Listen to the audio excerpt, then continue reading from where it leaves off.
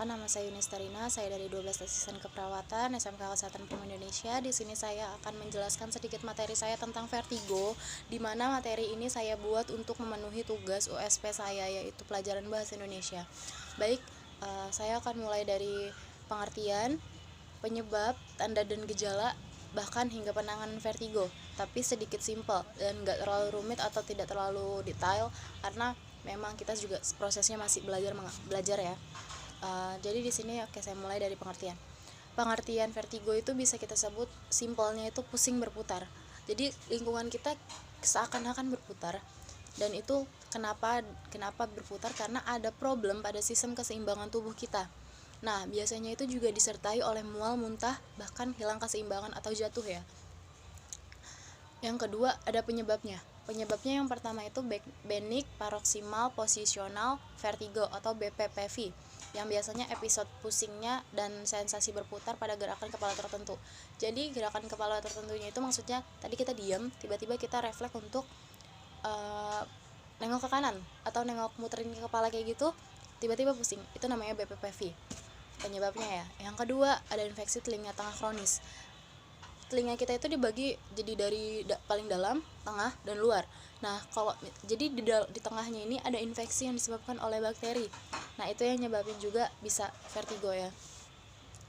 Terus yang ketiga, ada efek samping pengobatan golongan obat salisilat dan aminoglikosida. Nah, kalau obat salisilat itu biasanya untuk kulit, sedangkan kalau aminoglikosida itu biasanya untuk bakteri ya, untuk dia kayak antibiotik untuk bakterinya gitu.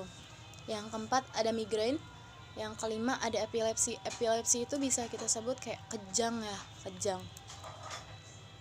Tanda gejalanya itu, yang pertama, mengalami pusing, sudah pasti, karena yang kita sebut tadi vertigo adalah pusing berputar. Yang kedua, mengalami rasa atau sensasi pada diri sendiri atau lingkungan berputar atau bergerak. Nah, yang saya bilang tadi, kita tuh berdiri, tapi kita seakan-akan ngelihat lingkungan kita itu berputar. Nah, itu. Yang ketiga, mengalami kehilangan keseimbangan. Ya, jadi yang kayak saya bilang tadi, kita berdiri, terus tiba-tiba jatuh karena saking pusingnya. Yang keempat, ada mual. Yang kelima, ada muntah. Sama ya.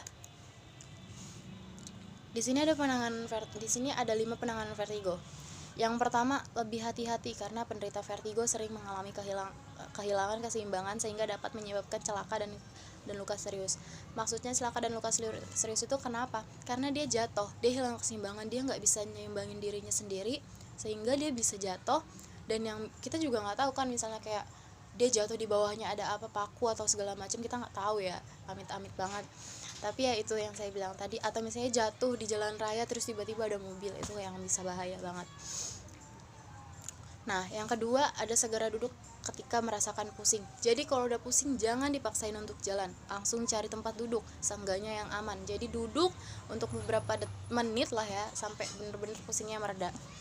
Nah, yang ketiga, menggunakan penerangan yang bagus ketika bangun tidur di malam hari. Jadi kalau misalnya saya di kamar, penerangannya minim, terus pas bangun mata kita nggak bisa bersahabat, dan itu bisa nyebabin juga langsung ke kepala kita pusing, dan itu vertigo kita bisa langsung kumat. Nah, yang keempat, menggunakan tongkat untuk meminimalkan resiko jatuh. Kenapa? Karena penderita vertigo ini tadi kan dibilangin lebih gampang kehilangan keseimbangan. Jadi tongkat ini gunanya untuk membantu dia berjalan supaya apa? Supaya dia nggak jatuh gitu. Yang terakhir, berkonsultasi dengan dokter untuk mengatasi gejala yang tertentu yang timbul ya.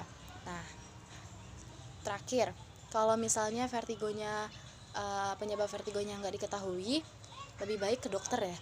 Yang pertama, kalau misalnya merasakan mual muntah yang parah, terus vertigo tiba-tiba muncul meskipun Anda sedang tidak bergerak dengan tiba-tiba, jadi kalian lagi diem aja nggak ngapa-ngapain atau lagi lagi ngerjain tugas, terus tiba-tiba vertigonya kambuh, nah itu juga bisa ya, karena kan maksudnya nggak ngelakuin hal-hal berat lah, aktivitas berat gitu.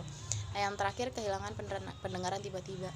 Kenapa kehilangan pendengaran tiba-tiba bisa dibilang vertigo ya? Karena tadi infeksi telinga tengahnya itu ya. Udah, mungkin cukup sekian materi yang saya bisa sampaikan. Kalau kecepatan atau kurang yang bisa dipahami, saya mohon maaf. Di sini saya benar-benar masih belajar juga. Akhir kata saya ucapkan terima kasih.